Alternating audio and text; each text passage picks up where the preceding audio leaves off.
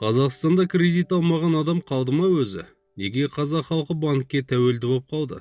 Бұл сұрақ бүгінде әр отбасында айтылып жүр, бірақ шынайы себепті көбіміз түсінбейміз. Күнделікті дүкенге кірсең бағалар өсіп кеткен, бірақ айлық өзгеріссіз. Жалақы жетпеген соң халық амалсыздан кредит алады. Бұл банктердің бизнесті қалай құрғанының бір көрінісі.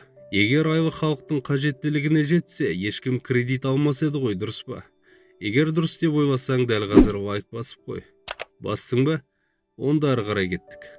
Банктер сенің психологияңды жақсы зерттеген. Олар сені бір рет кредитке отырғызды ма, өмір бойы кредит төлеушіге айналасың. Кредитті жауып бітпей жатып, тағы бір кредит алуға итермелейді. Бұл ақша табу емес, құдықтың заманауи түрі.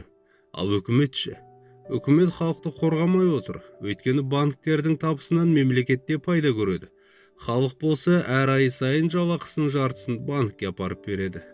Достар, кредитсіз өмір сүру мүмкін емес дейтіндер қателеседі. Кірісті көбейту керек, бірақ оны кредитпен емес, өз бизнесіңмен, не жаңа табыс көздерімен жасау керек. Мен осы канал арқылы сіздерге нақты жүйе көрсетемін.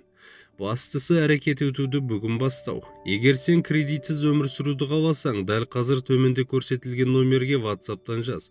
Саған ай сайын YouTube-тан қомақты қаражат табудың жолдарын үйретеді. Бүгін істеу керек болған шаруаны ертеңге қалдырма.